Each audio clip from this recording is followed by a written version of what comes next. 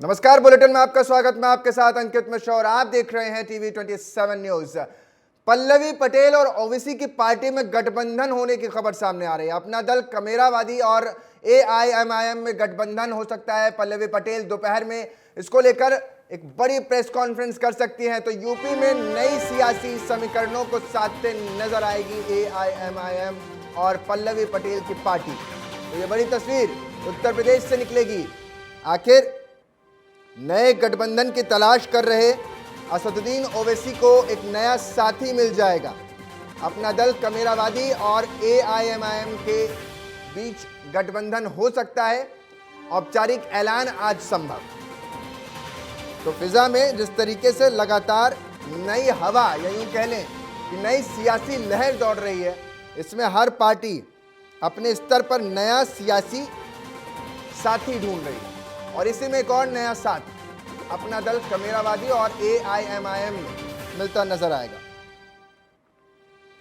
तो ये बड़ी जानकारी आपको दे रहे हैं। उत्तर प्रदेश से ये बड़ी खबर इस वक्त की सामने आ रही है, जिसमें पल्लवी पटेल की पार्टी का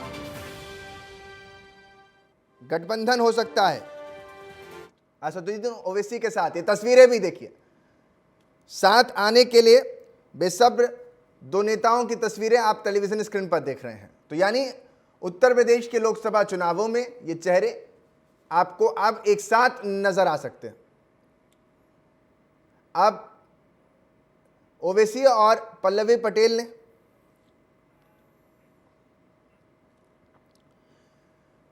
मेरे सहयोगी ज्यादा जानकारी के साथ हमारे साथ जुड़ेंगे। अमरेंद्र प्रताप सिंह ज्यादा जानकारी के साथ फोन लाइन पर हमारे साथ जुड़ गए हैं। यूपी में अमरेंद्र, गठबंधन की सियासत और तेज हो गई है और कहा जा रहा है कि अपना दल कमेरावादी और एआईएमआईएम के बीच गठबंधन हो सकता है। और आज प्रेस कॉन्फ्रेंस कितने बजे तक मानकर चला जा रहा है कि इस प्रेस कॉन्फ्रेंस में यह ऐलान हो सकता है?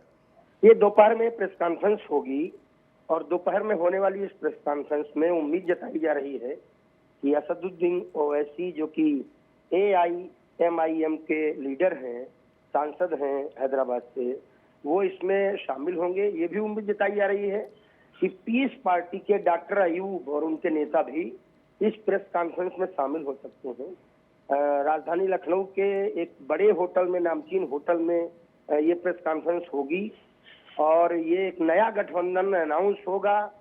और ये जो गठबंधन अनाउंस होने जा रहा है, इस गठबंधन का फायदा किसको मिलेगा? सवाल ये उठ रहा है कि फायदा इसका एनडीए को मिलेगा या आईएनडीआईए को मिलेगा।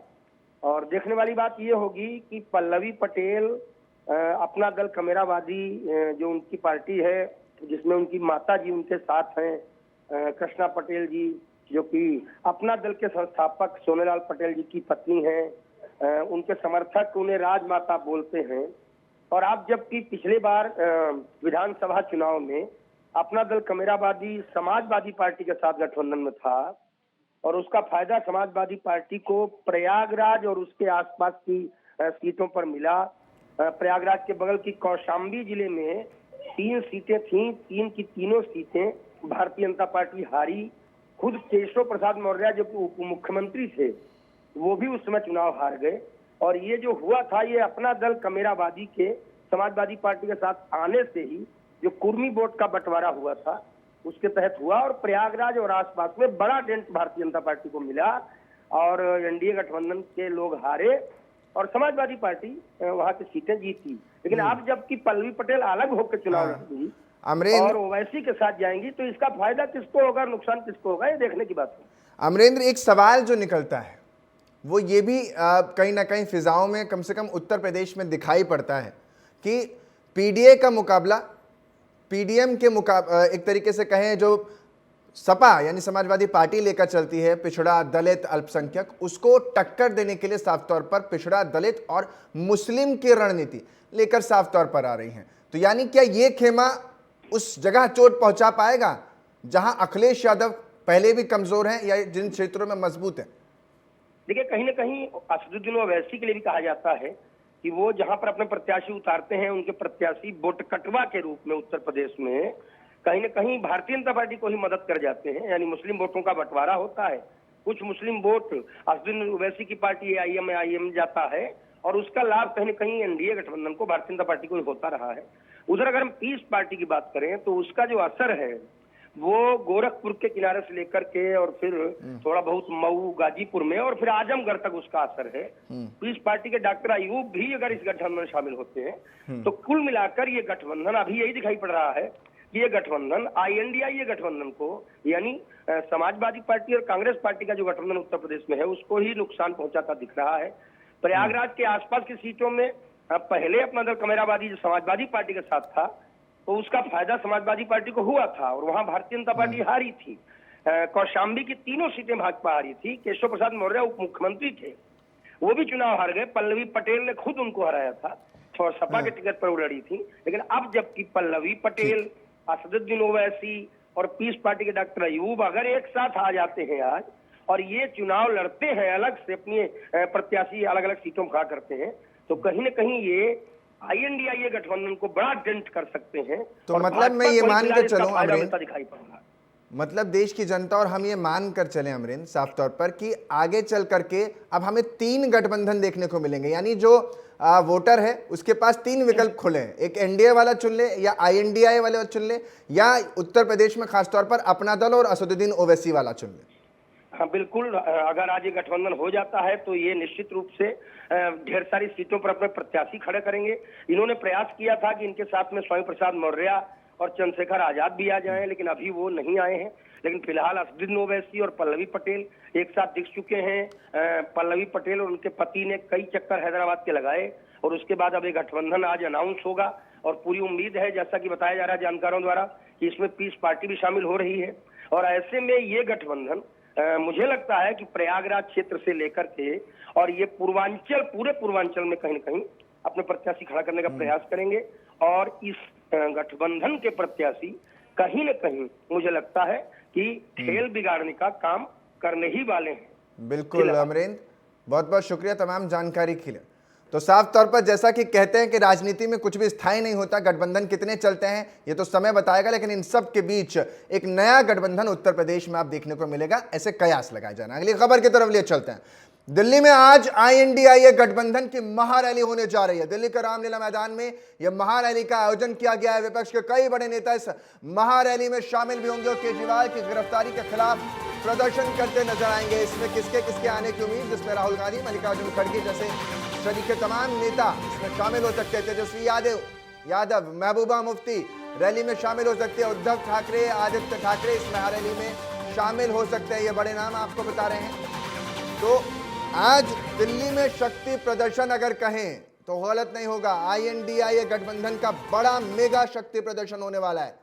ये तस्वीरें भी हम दिखा रहे हैं, मैं भी केजरीवाल, मुझे भी करो गिरफ्तार, पोस्टर बैनर के साथ। अब देखिए बहुत कम ही ऐसी तस्वीरें आती हैं जब कई दल मिलकर के एक साथ मंच साझा करें, और मंच तो साझा कर ही रहे हैं और पोस्टर बैनर भी कई मंचों के, कई नेताओं के नजर आ जाएं। पत्रकारों के बीच तमाम जो लोग इस वक्त वहां नजर आ रहे हैं, क्योंकि आज सबकी नजर इस मेगा रैली पर है कि क्या वाकई गठबंधन की जो गांठ है वो इतनी मजबूत है जो आगे चलकर सियासी पारे को और बढ़ाएगी और जो सियासी उठापटक है उसमें एक नई रणनीति दिखाती नजर आएगी।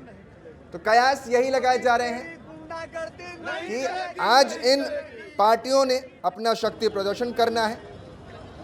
27 पार्टियां आज इसमें शामिल हो सकती हैं। 24 की लड़ाई 37 बनाम 24 हो जाता है, जैसा कि लगातार हम बता भी रहे हैं आपको। और ये तस्वीरें दिखा रहे हैं, मेगा पंडाल लगाया है। दिल्ली का रामलीला मैदान पूरी तरीके से तैयार है और आज भारी संख्या में सभी पार्टियों के समर्थक यहां मौजूद हैं। नहीं चलेगी, मोदी तेरी गुंडागर्दी नहीं चलेगी, नहीं चलेगी।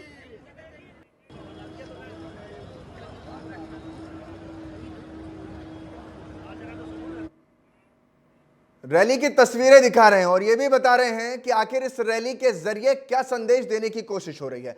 अब जरा नेताओं के बयान सुन लीजिए आप, क्या कुछ बयान आ रहे हैं। इसी महारैली को लेकर। तो बहुत ही सशक्त महिला है जो लगातार मोर्चा संभाले हुई है और यहाँ सुनीता जी ने भी अपने पति का मोर्चा संभाल लिया है। तो महिला सशक्तिकरण की मिसाल तो इंडिया गठबंधन में देखने को मिल रही है और ये आगे भी मिलती रहेगी। हम सभी उनके साथ हैं।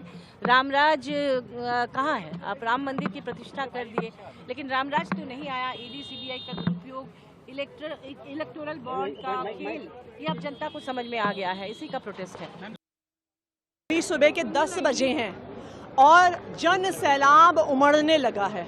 आज दिल्ली के अनेकों हिस्सों से, देश के अनेकों हिस्सों से, कोई अपनी गाड़ी में, कोई बस में, कोई मेट्रो में, कोई मोटरसाइकिल में अरविंद केजरीवाल जी की गिरफ्तारी के खिलाफ आज यहाँ पे रामलीला मैदान में इकट्ठा हो रहे हैं। दिल्ली के लोगों को पता है कि अरविंद केजरीवाल ही वो व्यक्ति है जिन्होंने उनकी ज़िंदगी बदली है।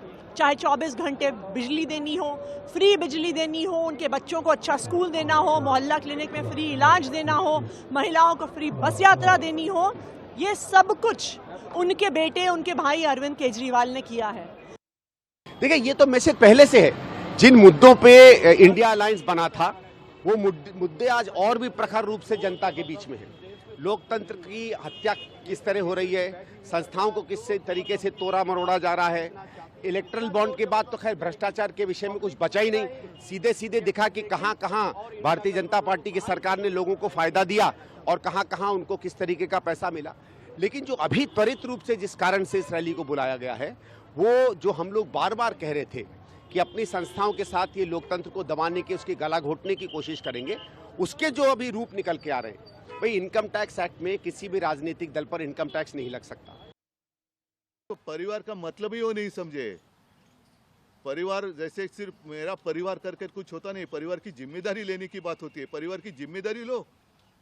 मेरा परिवार, जैसे मैंने कहा, मैं जब मुख्यमंत्री था और उस वक्त काम करते हुए कोरोना की आपत्ति आई थी, तो मैंने एक संकल्पना दी थी, मेरा परिवार मेरी जिम्मेदारी। तो सिर्फ मेरा परिवार, अरे आपके परिवार में सिर्फ कुर्सी और आप है, तो परिवारवाद अभी उनके पास कोई मुद्दे नहीं रहे।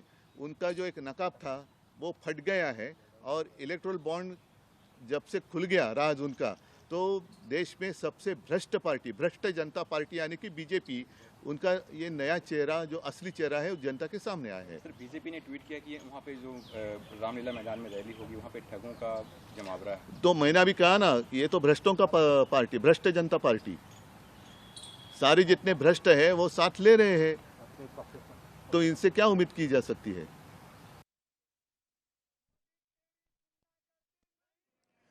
तो साफ तौर पर देखिए, भारतीय जनता पार्टी को भ्रष्ट जनता पार्टी बताते हुए नजर आ रहे थे उद्धव ठाकरे। अब इन सब के बीच आज ये जो महारैली है, 27 पार्टियों का जमावड़ा आज इसमें होने वाला है।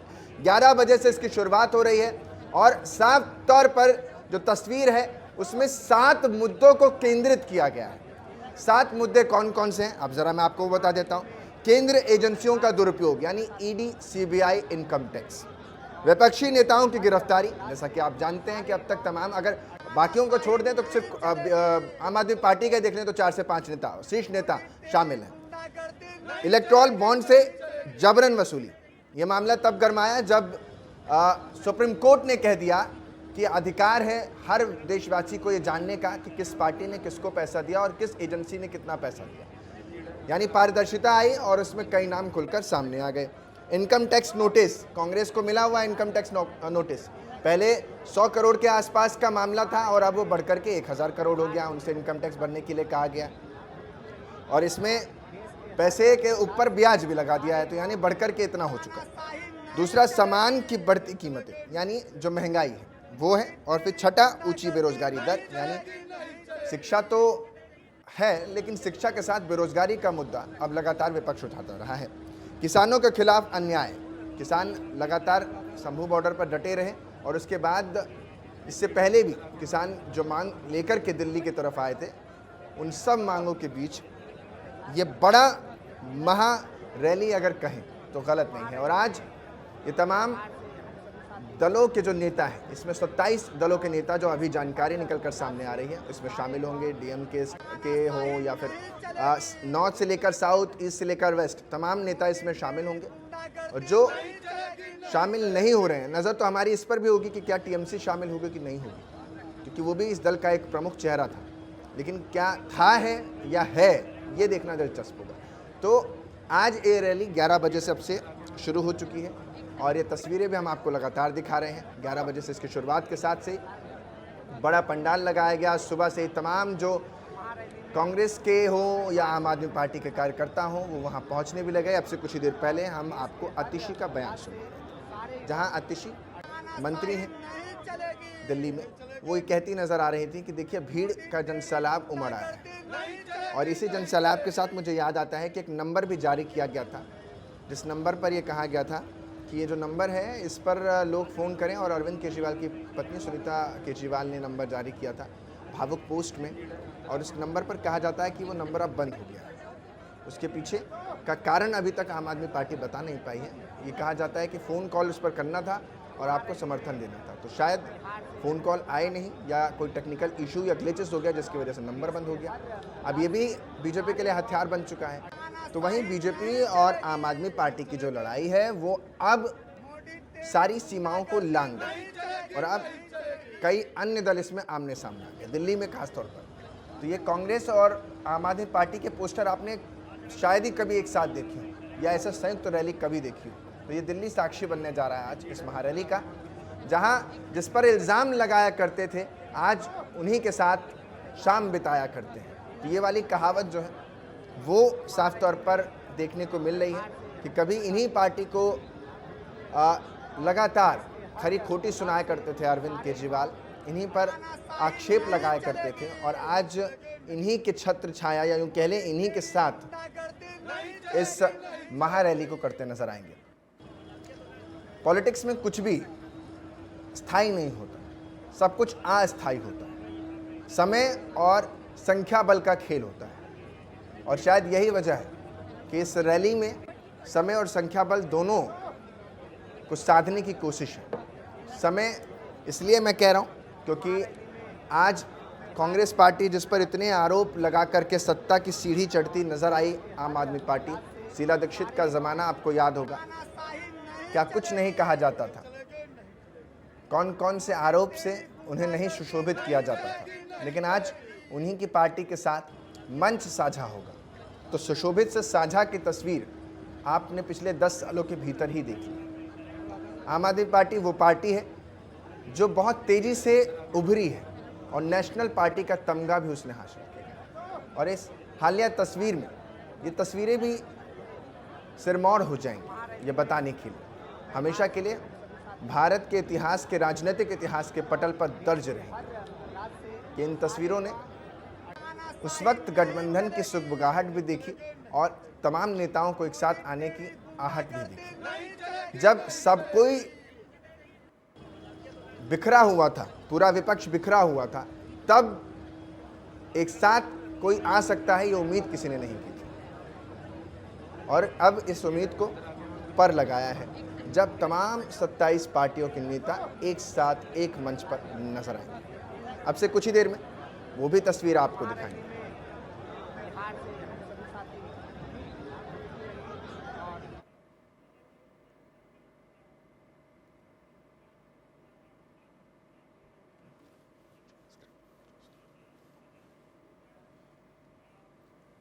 मेरे साथ मेरी सहयोगी आयुषी मिश्रा ज्यादा जानकारी के साथ फोन लाइन पर हमारे साथ जुड़ गई हैं। आयुषी, आज ये महारैली हो रही है और क्या संदेश यहां से निकालने की कोशिश विपक्ष कर रहा है? जी बिल्कुल अंकित, जिस तरीके से आज इस भव्य महारैली का आयोजन किया गया है, इस महारैली से कई ऐसे मैसेज हैं जो देश तक इंडिया अलायंस पहुंचाना चाहती है। और जिस तरीके से महारैली को देखा जाए तो सारी बड़ी पार्टियों के चेहरे नजर आएंगे, लेकिन मंच पर चेहरा नजर आ रहा है बड़ी बड़ी दादागिरी के केजरीवाल का चेहरा नजर आ रहा है। उनकी गिरफ्तारी के विरोध में समर्थन में इंडिया अलायंस की 28 पार्टियां होती हैं, सारे बड़े चेहरे उसमें नजर आ रहे हैं।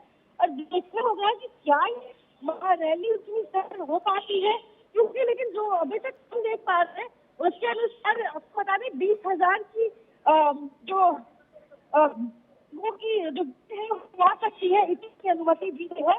लेकिन अभी से ही रामलीला मैदान पूरे तरीके से हाउसफुल नजर आ रहा है। कहीं ना कहीं इस महारैली की अगर सक्सेस की बात करें, सफलता की बात करें, तो बिल्कुल नजर आ रहा है कि जिस उद्देश्य से इस रैली को किया गया है और जो जनता तक मैसेज पहुंचाने की कोशिश की जा रही है वो बिल्कुल अच्छे की, और इसमें महागठबंधन का काम चेहरे नजर आ रहे हैं। आयुषी, मंच की तस्वीरें भी अब से कुछ ही देर में आने लगेंगे और कौन कौन से नेता अब तक वहां पहुंच चुके हैं? क्या तृणमूल कांग्रेस की तरफ से कोई नेता नजर आता है? मैं आपको बता दूं कि क्योंकि आम आदमी पार्टी इस पूरे महारैली को उन्होंने आयोजित किया है, तो इसकी वजह से आम आदमी पार्टी और दिल्ली सरकार के तमाम बड़े चेहरे अभी तक मंच पर पहुंचे हैं और बाकी लोगों का उनके आने का सिलसिला जो है वो लगातार जारी है। अगर तृणमूल कांग्रेस की बात करें तो अभी तक कोई भी चेहरा मंच पर नजर नहीं आ रहा है, लेकिन हो सकता है कि तृणमूल कांग्रेस से भी जिस तरीके से कहने के लिए ही सही, लेकिन तृणमूल कांग्रेस इंडिया अलायंस का हिस्सा है, तो देखते हैं कि आज इस महारैली में वो पहुंचते हैं या नहीं। लेकिन अंकित, मैं आपको बताना चाहूंगी जो कार्यकर्ताओं का उत्साह है वो देखने को मिल रहा है। महिला हो, बच्चे हो, बुजुर्ग हो, सब भारी तादाद में यहाँ पहुंच रहे हैं रामलीला मैदान। चारों तरफ पुलिस बैरिकेडिंग की गई है, सुरक्षा का पूरा ध्यान रखा गया है और दिल्ली पुलिस खुद सड़कों पे नजर आ रही है, वो डाइवर्ट करते हुए लोगों को रास्ता बताते हुए।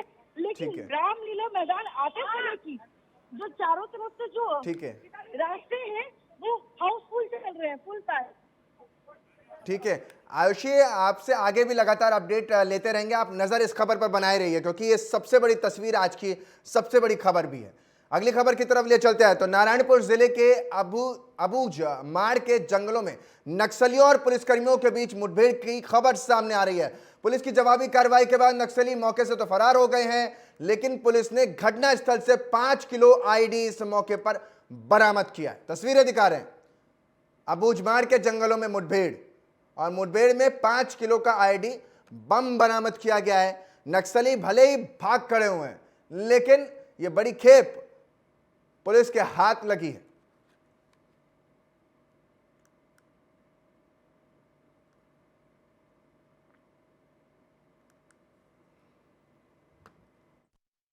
हमारे इस ज़िले की पुलिस, नारायणपुर पुलिस के एसपी सर के द्वारा एक सर्च पार्टी तैयार किया गया। हमें बराबर सूचना मिल रही थी कि कोरोनार जंगल की तरफ नक्सलियों का और उच्च लेवल के नक्सलियों का मूवमेंट है, तो हमने उस पर से सर्च पार्टी लॉन्च करी थी जिसमें हमारे 8 डीआरजी की टीम गई थी। इसमें एडिशनल एसपी मैं और मेरे साथ 2 डीएसपी के साथ टीम रवाना की गई थी, जिसमें कि सर्च के दौरान ये दूसरे दिन 29 को नक्सलियों द्वारा हम पर हमला किया गया और उसी पर जवाबी कार्रवाई हेतु पुलिस की तरफ से भी उसमें फायरिंग हुआ है। और हमें 3 से 4 डेरा मिले ऊपर नक्सलियों के, जहाँ पे हमने प्रेशर आईडी से लेकर के अलग अलग उनके जो लिटरेचर है वो सब जब्त किया है और उनके साथ साथ ट्रेनिंग मैनुअल वगैरह भी मिला है, जिसमें कि कैसे बूबी ट्रैप्स वगैरह बनाने की जानकारी दी जा रही थी। और एक डेरा में ऐसा भी मिला जहाँ पे अच्छे से पत्तों का बेड और छत बना हुआ था। हमें उम्मीद है कि कोई उच्च लीडर ही था वहाँ पे, जो SZCM वगैरह होते हैं ऐसे, तो हम कोशिश करेंगे अगली बार वो हमारे ट्रैप में आ जाए। तो देखिए, साफ तौर पर बड़ी जानकारी दे रहे थे कि पुलिस और नक्सलियों के बीच कैसे मुठभेड़ हुई, किस तरीके की मुखबरी की सूचना पर पुलिस यहाँ पर पहुंची और छापेमार की। तो छापेमारी में नक्सली भले ही भाग खड़े हुए हों जवाबी कार्रवाई में, लेकिन 5 किलो आईडी और तमाम जो सामान है वो बरामद हुआ है। अवैध सामान जिसका पता लगा था ये इस अबूझ माड़ के जंगलों में मुठभेड़ के बाद मिला है। खाने पीने की देखिए सामग्री भी इसमें मिली है, कई दवाइयाँ हैं, गोले बारूद का सामान जो है वो भी मिला है और आईडी भी इसमें बरामद हुई है।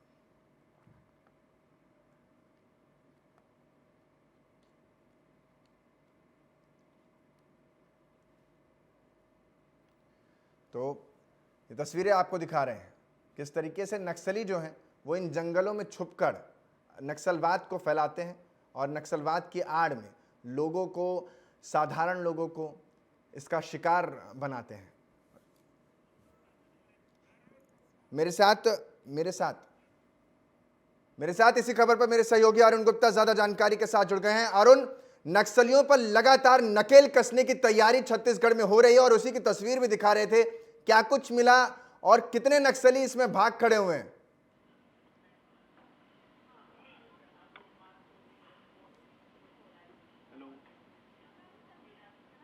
भेज दो यार, अगर इग्नोर करना डायरेक्ट बोल दो।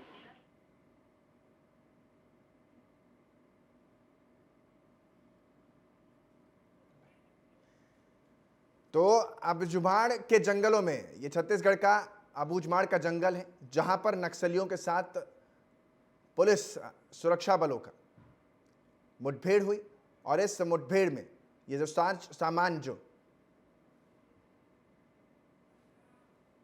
वो बरामद हुआ है। फिलहाल के लिए बुलेटिन में वक्त हो चला एक छोटे से ब्रेक के लिए। आप बने रहे हमारे साथ, देखते रहिए TV 27 न्यूज।